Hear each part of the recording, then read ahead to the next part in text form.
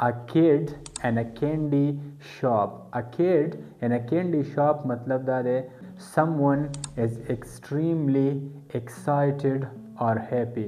یو څوک چې هغه ډیر زیات خوشاله وي، ډیر زیات پرجوش وي. نو د دې لپاره موږ ایډیم استعمالو a kid in a candy shop. اصل کې د دې مطلب دی یو ماشوم د ټاپیانو په دکان کې. a kid in a candy shop. For example که زه ووایم چې I felt a kid in a candy shop when I saw my exam score. مطلب دا دی چې زه ډیر زیات خوشاله شوم، زه ډیر زیات پرجوشه شوم کله چې ما د خپل اگزام نمبر ولیدې، کله چې ما د خپل اگزام سکور ولیده. I felt like a kid in a candy shop when I saw my exam score. Get crasher. او get crasher یو داسې انسان ته ویل کېږي چې هغه پردي واده له، پردي خیرات له بغیر د دعوت نه ځي. هغه له چا دعوت نه وي ورکړی خو د دې باوجود هم بغیر د دعوت هغه پردي واده له او پردي خیرات له ځي.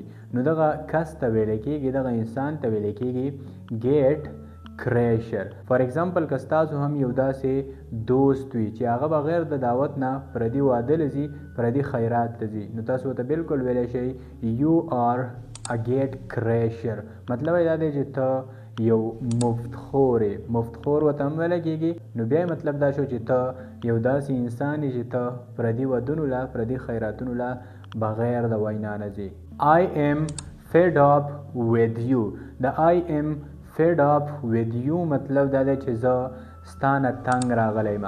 فار ایگزامپل یو کس وي او هغه ډیر زیات دروغ وایي یا یو بل ډیر زیات غلط کار کوي او تاسو د هغه نه تنګ راغلی یئ، نو تاسو بالکل هغه ته ویلی شئ چې I am fed up with you. یعنی زه ستا نه تنګ راغلی یم. because you tell a lie. ځکه چې ته دروغ وایې.